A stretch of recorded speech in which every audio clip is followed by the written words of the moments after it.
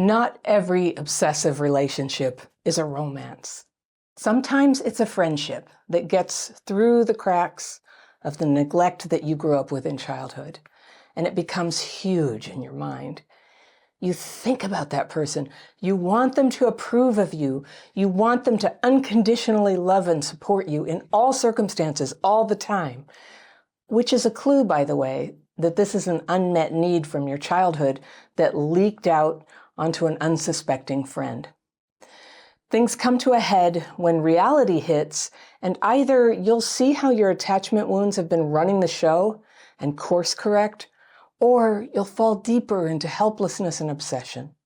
My letter today is from a woman I'll call Addie, and she writes, "Dear Anna, how do you wade out of limerence when it has resulted in a genuine connection? My limerence for a parental figure has led to the development of a quasi-parent-child relationship that is both my deepest comfort and my deepest anguish." All right, I've got my fairy pencil. I'm going to go through and circle things that I notice and I want to come back to in a second reading. But I want to go through and read this through because this is a very interesting story. I was very confused at first, like, wait, parent, child, limerence, because limerence is normally a romantic thing.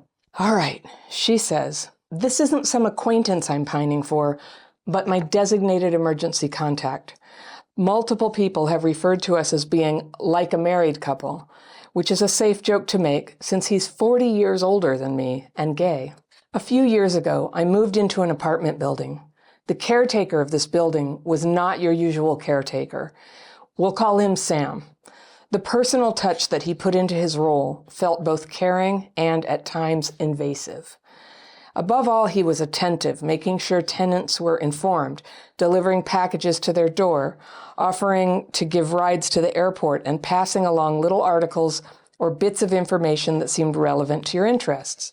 When people renewed their lease, he would give them a small gift, not in affiliation with the rental company, but as a personal gesture. Every night at exactly 9 p.m., Sam would walk the hallways to make sure everything looked ship-shape. He would check the external doors, and in a playful gesture, he would press his thumb over the door margins to seal the bad spirits out. This demonstrates two of Sam's most marked qualities, consistency and whimsicality. As I got to know Sam and his world of idiosyncratic routines, he took on a magical quality for me," circling that. "When I heard his 9 o'clock footsteps, it was like a lullaby. Growing up, my parents were too busy fighting to provide us with much structure.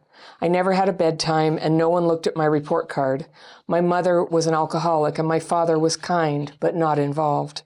I remember how disappointed I was as a teenager when he didn't know how to spell my name. I was also raised in a religion that emphasizes the capacity for evil within each person and painted a dark and dangerous picture of the world. I've always craved a sense of home, and I feel guilty that I can't seem to provide myself with this as an adult. I like who I am, particularly when I'm being creative, but at the end of the day, my inner atmosphere still feels like an inhospitable ice planet. Sam gave me a sense of warmth and home. Because of our age difference, the parent-child element of our friendship was obvious. Though I'm in my early 30s, he used to call me kid and gave me chores to do around the building in exchange for meals out. He used to stop by my workplace just to pass me a playful note. Using him as a model, I began to take better care of my physical life and implement more structure into my days.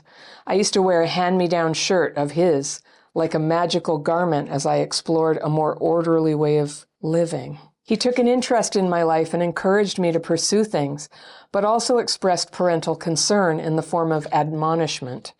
By his own admission, Sam is, along with being charming and generous, critical and controlling. Because I held him in such high esteem, I always took his criticisms to heart. A kind word from him would cast a glow over my week, whereas a harsh word from him could devastate me. During a heated argument, he told me I needed to stop feeling and start thinking. The exchange hurt me deeply. When he talked about this argument in company, he told it as a comedy. And somehow when he laughed about it, so did I. In this way, so many situations that troubled me were converted into funny stories. Worse yet, these conflicts became almost a point of bonding, some sort of proof of closeness. Other times, he wanted no part of this parental role. Once I asked him if he enjoyed having quasi-children. He said he enjoyed it as long as it was entertaining, and that he liked being the building caretaker because it allowed him a fresh rotation of people. Hearing this, after pouring my heart and soul into the connection for years, made me feel crazy. In fact, feeling crazy was a staple of my time with him. The scariest example of this was when I converted to his religion. Woo! In hindsight, I can see this wasn't right for me, but at the time, I was so lost in my desire to be close to him that my heart seemed to genuinely be in it. I've tried to disentangle myself from his influence several times in several ways, but last year I took the biggest step possible by moving 3 hours away and going back to school. What amazes me is that I'm still not free, despite being physically removed from the situation and busier than I've ever been. We have a weekly FaceTime, and I drive down to see him, or he drives to see me once in a while. It feels almost impossible for me to let go of this relationship, especially as I'm challenged by the lonely experience of being an older student in a new city. Often, connecting with Sam is a mixed experience. Sometimes it's downright soul-crushing, but other times it anchors me to life in a way that I've never experienced before or since. I'm proud of you, he said recently. It terrified me how much it meant to hear that. Is a more balanced relationship with this person possible, or do I need to cut him off? I wouldn't even know where to begin with that process, or how to live with the pain it would cause me. Regardless of what happens with this connection, I know I need to develop an inner sense of home. Your wisdom on this would be so appreciated. Thank you for all you do. Sincerely, Addie. All right, Addie, this is such a beautiful story. It's unique, and I have such an appreciation for the little world that you created for us with your writing. And so I circled a few things. There's one thing I'm seeing that I think you may not be seeing, so I'll get to that. So you call it limerence, and it is limerence is really an obsession with somebody that you can't have.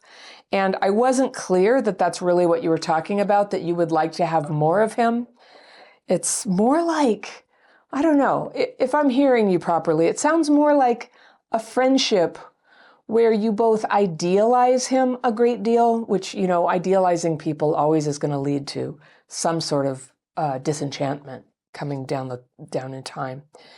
But also that you have parentified him, that somehow you're playing the role of a child with him. When you say it feels like parent-child, I think when somebody in their early 30s is relating to their father, if they had one who was present and caring in their life, it's not like this. It's not so very enmeshed. So it just sounds to me like you two had a very close friendship, and nobody was trying to make it romantic as far as I can tell. And he really enjoyed it, but every once in a while you'd get a reality check that he wasn't there thinking of you as a daughter. He was thinking of you as a good friend. And so I would just like to point out that if I'm right about that, it would have been hard for him to have you get so intense with him about points of disagreement. And you said that at some point. So, all right, let's go through this. You said that he took on a magical quality for you. And this is always kind of a warning sign for me when I get letters from people who had childhood trauma. When we're relating to other people and they take on a magical quality, on the one hand, I know what you mean, that somebody is really, really special, and I have known such people, but it just sounds like it went up to that extra level. I see now why you say limerence, because we're endowing them with some sort of projection of our imagination of this, you know, special person that they can't really live up to. And the telltale sign is that you get so angry at him when he isn't that magical, all-loving person, you know, like the father of a small child or like God. So he's just a man. And I don't mean that like just a man. I just mean he's human. He's a human person with all the human boundaries and flaws. So still, I'm charmed by how generous he is in doing the nice things of sealing up the doors magically for people and giving the gifts. He sounds so loving. So you never had a bedtime. Your mother was an alcoholic. I really think the world has underestimated. Like, everybody knows that alcoholism in parents affects the kids. But from my perch as crappy childhood fairy and all the letters that I get and read, and for everyone that I read, I receive more. And for whatever reason, I didn't feel they were right to read on the channel. But alcoholism in a parent just is one really common theme when there's limerence. That an alcoholic parent somehow has, like, what is there is something about their soul, and what's not there is something missing that somehow twists a lot of us into craving love from people who cannot love us that way.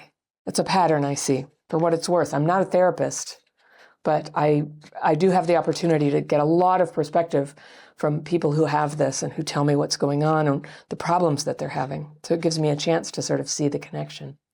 This thing where your dad didn't even know how to spell your name. My mom had that. And hearing you say that gave me a wave of sadness to go, yeah, that's bonkers. That's pretty bad, isn't it? So sometimes we help each other see the truth that's hard to face. So I'm sorry about that. And then they had a religion that you feel was very dark. And you've always craved a sense of home. And I think you've nailed it here, Addie. This is the thing about growing up neglected. We're craving a sense of home, and we can't find it inside. And it's not, I think people who are not traumatized, it's normal to find home in a family, which starts with a partner and, or is generated by parents, that there's this family connection, like down the line, that keeps us sensing a feeling of home, like home base at the parents' home, and then our own home, and the sense of home with the person who you love. So you always want home. And I think that being a person with trauma who doesn't have enough people is a homelessness of a kind. You feel guilty that you can't seem to provide yourself with a sense of home as an adult. And you like who you are, particularly when you're being creative, but at the end of the day, you said it. My inner atmosphere still feels like an inhospitable ice planet. And I love the desolation of that image. It is desolate, isn't it? It's a very sad thing when you're facing this spiritual homelessness. So he gave you a sense of warmth and home. And that's a very special thing, when somebody does that. So I'm just going to tell you right now, I think it could be quite worth preserving this friendship if you can manage it. Because of the age difference, the parent-child element is obvious. And also, for what it's worth, Addie, I have a significant number of letters. I don't read them all. I feel like it's a theme I can't repeat all the time, but it's very common that people have what they call limerence for a parent figure. It's very common. And that just is very sweet, really, in a way, but so harsh. So it's there. You're in your early 30s. He'd call you kid, and he gave you chores to do around the building in exchange for meals out. Yeah, it let you be a kid. Maybe it let you be a kid in a way that you didn't used to get to be. But there's a dark side of time traveling to some aspect of our life that's not real. We're not really a kid. It's like a Twilight episode where at first it's just like, oh, yay, we're all kids. But then everybody's skin crumbles and we turn old. It's one of those movies, like something goes wrong. But he did all these kind things, went to your workplace. He's just an incredible, a singular person in terms of thoughtfulness and making people feel special. And so you began to take care of your physical life because he modeled that for you. And you gave more structure into your days. I mean, that is a pretty big gift for a person with trauma who grew up in a chaos house like anybody with an alcoholic parent did. So, all right, this is where it's sort of crossed the line into something odd. I used to wear a hand-me-down shirt of his, like a magical garment, as I explored a more orderly way of living. So the getting a more orderly way of living is a very, person in young adulthood thing to do, or exactly age appropriate for someone in their early 30s like you. Wearing the hand-me-down shirt like a magical garment feels like I'm not insulting you, but it just seems like about a 5-year-old child thing to do. I had been thinking earlier when I first read the letter, I'm like, I think it's not really parent-child. He's like an uncle. An uncle is somebody, like your fun uncle, and you do fun things, and you do FaceTime, and you talk, and it's playful, and it's silly. But it's not a parent because it bothered you that he would go in and chastise you and admonish you about things like a parent. So here's where reality crashes with the fantasy that as a woman in her early 30s, do you really need some guy telling you how to live? That would be sort of offensive, but it hurt you because he's got this straight line right into your heart. So he took an interest in your life. He encouraged you to pursue things. He also expressed parental concern in the form of admonishment. And he can be critical and controlling, and he admits it. And because you held him in such high esteem, which we call idealizing, right? I always took his criticisms to heart. So I'm going to just tell you right now, don't take people's criticisms to heart. Take your people's criticisms on advisement. I'll tell you about this, I call it the front porch technique. And what you do is you think of yourself and your feelings in your inner world, your ice planet, which is warming up and growing some flowers. But you think of it as a house, and it has a front porch. And on the front porch, you can talk to people about what they think and believe and advice they want to give you. You can go to the front porch and say, yes, can I help you? And then they tell you what they have to tell you. And you go, okay, maybe they give you a brochure and you say, thank you, I'll think about it. And you go back into your house, your inner world, and you decide, do I want to let this in for me? When we let people speak directly to our souls, just like that, no porch, just like, come on in and tell me who I am, trouble ensues. And that might be appropriate, like, at times in a happily married couple. It would be appropriate all the time in a parent and a young child, that there's that very one-way closeness, that the child confides in the parent. Of course, the parent uses boundaries about what to tell the child, but there's this very, direct connection there, no porch. For you, I'm going to suggest you have a porch, that you can listen to his opinions. He doesn't know everything that's best for you. It only seems like that because you're idealizing him. And he's a very positive influence. I still want to keep saying, like, when somebody comes along and causes you to become a better version of yourself, take heed. They could be one of your special people. And we're all very fortunate if we have a few of those in our whole life. Somebody who gets us, somebody who causes us to become a better version of ourselves. And sometimes it'll be like a mix of a teacher, a romantic partner, someone else a friend in our lives. Someone who just being together sort of calls forth the best in us. There are such people, and those relationships are very precious. So I want to kind of validate that you have something special here, even if he's quirky and weird. And some people in the comments will say, I think it's inappropriate and he's being controlling. Yeah, so the deal with people is they're all sort of flawed, and sometimes they're controlling and sometimes they're weird. And we're lucky if there's that kind of closeness with them, and we work with them where they are. I've never met perfect people, and when I've suspected they were perfect, I felt alienated because I'm so imperfect. I like people who are about as imperfect as me. A kind word from him could cast a glow over my week, whereas a harsh word from him could devastate me. So that's, I think there are psychological terms for that, but it's a form of having like porous boundaries for your ego, for your self-identity, that other people's opinion of you is that important to you. And it creates instability. It creates personality instability. So I'm just going to set that aside as this is something that you could maybe adjust for yourself to make the relationship work a little better. You can have him on the porch, not just for the criticisms, but for the kind words. And I think there's a lot to be said for that. I've had people say nice things to me before.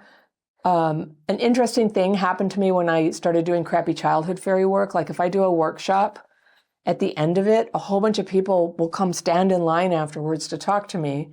And several times people will say, you're so wonderful. I appreciate what you do so much. They say the nicest things I've ever heard. And it'll be like one person after another. And whereas some people would be like, oh no, it's going to go to my head. For me, I try to hold it on a front porch and just, I think, how nice that they're expressing this appreciation for me. And I will take this under consideration, whether it's really something I believe about myself. And that's not because I disbelieve in myself, but just because until we really, really know somebody, the intense appreciation that we have is a reflection of our own feeling, but it's not always a reflection of the other person. So when we get close to people, this is what you said, we argue sometimes. During a heated argument, he told me I needed to stop feeling and start thinking. And I take it that you took great offense at this. Now, me, I'm a bit of a stoic, and the thing that I've had to work on in myself so much, because my complex PTSD does manifest at times as emotional dysregulation, where I will have intense arguments that later I think, why did I get so intense? And I know, like, I was being hurtful. I was saying things that were way too harsh, and I regret it. And if somebody said to me, you need to stop feeling and start thinking, like, I know that's countercultural and you're not supposed to say that, but he's in his 70s. I don't know, maybe he's from another country. Like, there actually is something to be said for regulating your emotions and using common sense, using practical tools to go, hold on, let me consider this. Could it really be true that my good friend is so awful? You know, like I'm believing right now as I'm shouting at them. And so I'm going to guess that that's what he meant, even though it's a little countercultural to say, stop feeling and start thinking. Like it sounds dismissive, it sounds anti-emotion, but somehow I don't know the context of this person. I think he does know about emotion, and he's perhaps, you can correct me if I'm wrong, you know, I'm sure the commenters will have something to say about this, but I think certainly for me, you know, he's not that much older than me. And the older I get, the more I go, yeah, over the top emotions can really hurt things. And I need a balance. In fact, you know, when we have dysregulation in complex PTSD, if you look at us under stress, when we're in the middle of doing it, getting all dysregulated, the left front cortex, which is reasoning, thinking, is going dim. And the right front cortex, which is emotion, is going off the charts. It's like fireworks over there. So we're not thinking, we're feeling very intensely. And then that's when things can come out like lashing out, you know, freaking out, rushing in. And I just think what he's describing there is the emotional equivalent of what's going on in the brain of someone who's dysregulated. Is it possible that in these heated arguments that you're dysregulated? I mean, kind of how could you not be if you have what I have? I would be. So, and the exchange is hurt. And you say he talked about this argument in company and he told it as a comedy. And somehow when he laughed about it, so did I. And in this way, so many situations that trouble me were converted into funny stories. So when you said that, I was like, oh yeah, I totally had that experience too when I was healing from my trauma. That so many things that used to trouble me became a little bit funny to me. And the woman who assisted me in using the daily practice, and I would read to her, and she would sometimes, you know, she would allow me to read my fears and resentments to her that I wrote. If you don't know the daily practice, it's a free course. I also teach it right here in my book, Re-Regulated, and you can learn it in about an hour if you like. It's detailed how to learn it here. But yes, I have a free course, and I'll give you a link to it. It's always down in the description section. I'll give you a link at the end to that. Love for everybody to come into that. It's so helpful. It does helps bring down that emotional, we have a place to put those thoughts and feelings that are so emotional, and we release them, and there's more peace and thinking returns. And so there's a good thing that happens there. And when I'm laughing at myself for how many times I've laughed at myself, I would just, you know, be so hell-bent. And here's another thing that people do. And I'm not criticizing you. I'm sort of saying me and a lot of people like me. This is so much what was my pattern when my CPTSD had control of me, is I would get very upset. And in my mind, I was upset because the person I was talking to, you're making me upset, the thing you're saying. And gradually my perspective shifted and I realized that I'm getting I have triggers that are popping off as a result of this person saying how they feel and what they think, which I'm never going to agree with 100%. But part of friendship is we do want to know. We listen to each other. We try to take their feelings and thoughts into consideration, right? So it's the right, so you're listening to somebody and you're like, oh, it hurts. And because they're standing right in front of us, it just seems like they are doing it. And I have a theory that for those of us who weren't parented adequately, we weren't loved, we didn't get that reflection and that modeling, and we were, kind of abandoned in that process, we get this delayed development that finds somebody who cares about us, a romantic partner or somebody like your friend Sam, and then we're just like, pour the thing on me that I need to be okay. It feels like a substance that other people have that they bestow on us. And personally, I've never liked the idea that somebody bestows healing on you. Like, you heal and people can teach you how, and they can guide you and they can support you. But ultimately, like, you heal and the recognition that you get as you do so is like, oh, I had it in me all along. Like, the reality is accessible to me, but I was overlaying it with this projection that the other person was not only making me upset and not only ought to make me feel better, that it was their duty to make me feel better, but that they could make me feel better. That's not how adult friendships or relationships of any kind can work, really. There's a little of that, but that's not really it. That's a lot how a little child relates to a parent, though. I'm very upset. They hold you, they put it all back together, they put you to bed, they give you the food, they nurse the fever, everything is cared for. The very fact of their attention sets the world aright. And so when we get arrested in that stage of development, we walk around like hungry ghosts trying to get somebody to give us that feeling again. And it's a curse because they can't. They give us something close to that for a minute, but not all the time and not all the way. And so it can be crushingly disappointing. And I just wonder, is there some of that going on, that something you didn't get as a child, you can't get from him now, and it's pissing you off? So when you had said, like, I was laughing at it, and I just thought you were saying, isn't it great? I got lighthearted about it, because to me, that is a good outcome. The way that we get so intense about things like that, it's a prison, really. And if you don't like something that he says, you get to talk back to him. You get to leave the relationship. You're not imprisoned by him. You're imprisoned by your reaction to him. And I'm not trying to be like overly philosophical. I think that's just kind of how it works, and it helps to recognize that.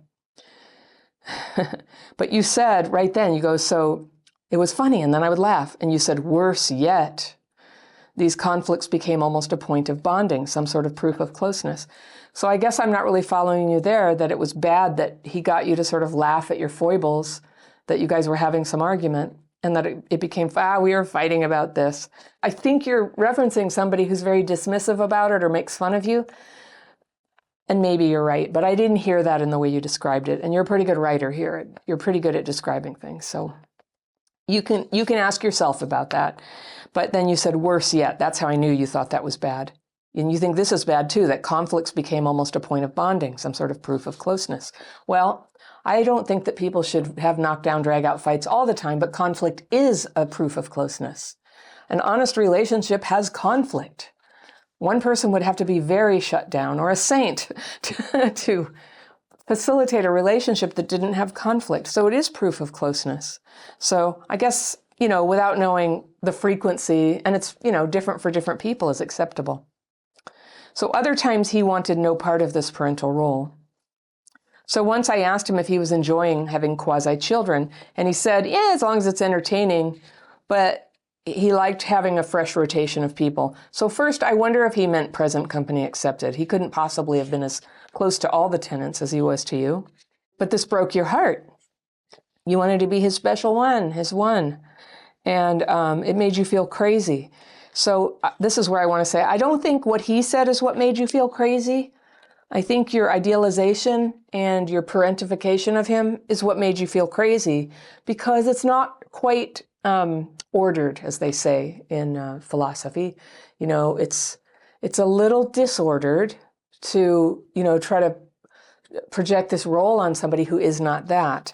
That's all. And when it's okay, because we all do this in this way or that way. It's a normal human thing to err when we do this, but just that it's an error. And ideally, when we heal, we come back to center with it and have we get into right relationship with that person. It just sounds to me like you guys are friend / uncle and niece. It's a little more like that. You said feeling crazy was a staple of my time with him. So what I just said, plus, I think both of you were a little enmeshed, all right?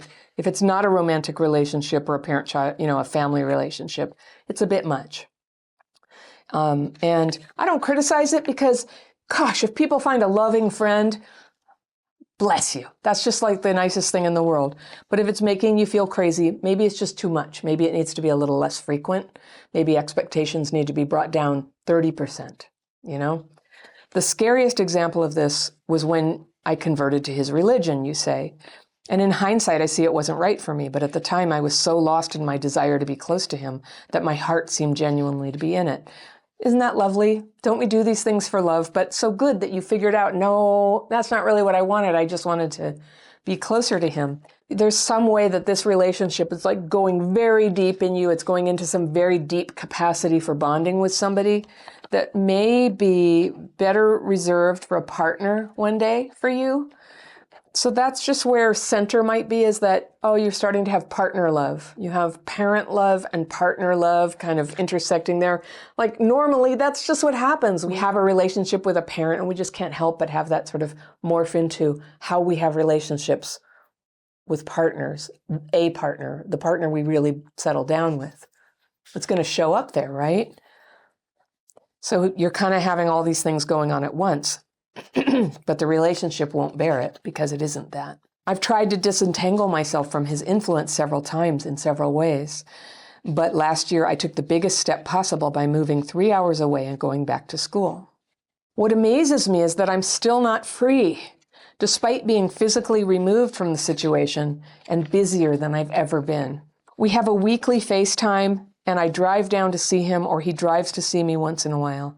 It feels almost impossible for me to let go of this relationship, especially as I'm challenged by the lonely experience of being an older student in a new city. Yeah, loneliness does that. So one of the hardest times in my life was when I realized I just didn't have people to help me with stuff that were hard to help somebody with if you weren't their family, like taking care of them after a surgery. When they have had 14 surgeries. It was a lot. I just didn't have people to give me the consistent care, and it contributed to me not being able to recover. And I kept sort of like, everything would fall apart. I had to get more surgery, and it was this nightmarish period of my life.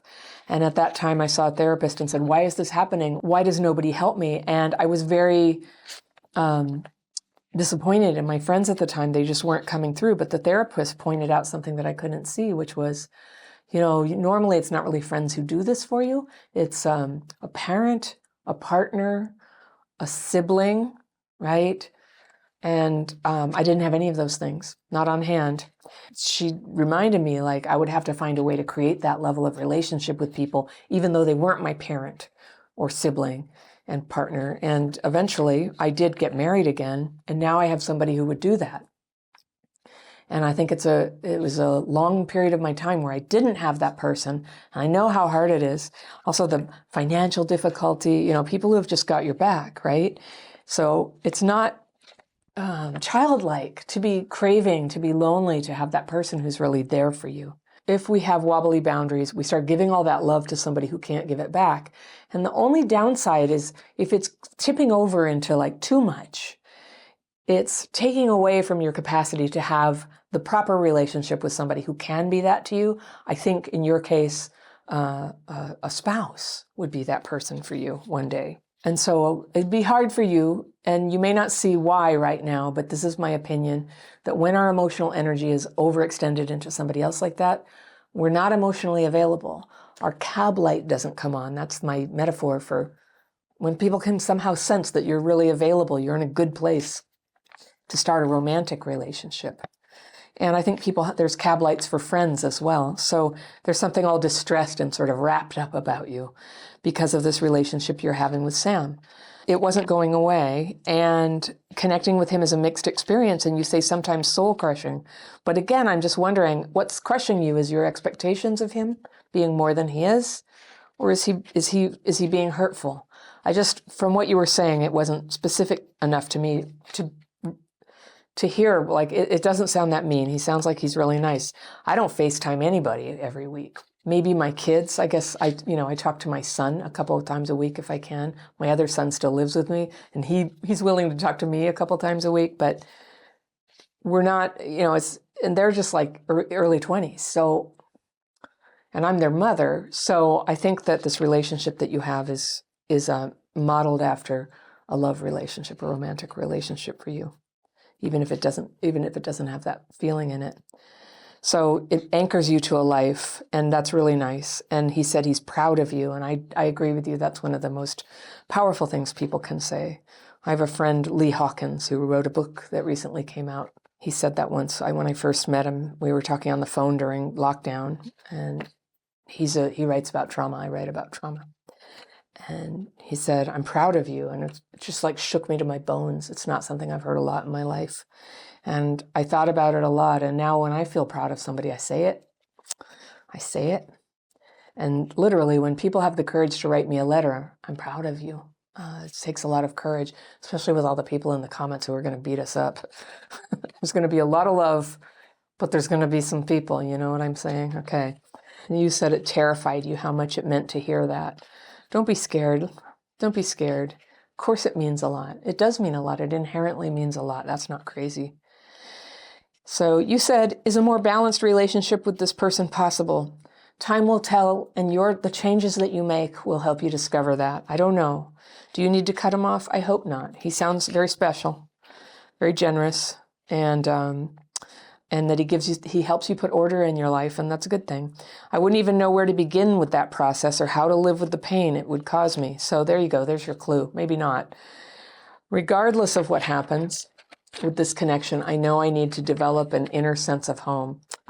You've answered your own letter. There it is. That's exactly what I would have told you, Addie. You need to develop an inner sense of home. And it's not done overnight, but it's the most worthy project you can do. And you'll do it in 100 small ways that keep adding up day by day by day, by taking care of yourself, doing what is important to you, doing what fulfills your mission in this world, doing what gives you joy, doing what connects you to the beautiful people of this world who are your brothers and sisters. And that ability to connect with others is so hard to develop when you had trauma, but so very worth it and healing. So if you're watching this, everybody, and you're thinking you may be slipping off the beam, sometimes I like to give you something very aspirational. This time, I want to give you something to check yourself with. I want to give you a list of self-defeating behaviors. These are common ways that we can sabotage ourselves by how we relate to people, what we do in private. They're driven by trauma. They get activated by dysregulation, and they're left to flourish kind of a lot when we're in isolation. And it just sounds like in your new city, Addie, you don't have much friendship and support right now. So these are the self-defeating behaviors that show up. So when we check them, we can go, I kind of have this and I want to work on it. That one I used to have and I don't have. I think I have about 18 of them on the list. And then some of them you go, I've never had that. Yay. Don't get an A on this test. A few people might have all the self-defeating behaviors where I summarize the types and the kinds. And there's a way to heal all of them. All of them come from trauma, and as we start to heal the dysregulation and the trauma wounds, those self-defeating behaviors start to calm down. It all starts relaxing in us, and we have a way forward. So take heart. There's everywhere good to go from here. And how nice that you found a friend, and how nice that you're zeroing in on the way that it challenges you to be close to somebody who gives you so much and makes you feel so good without sort of losing yourself in the process. If that happens to you, you're in good company. You are in the right place, and we're with you, and I hope it goes well. So if you want to get that list of self-defeating behaviors, you can download that right here, and I will see you very soon.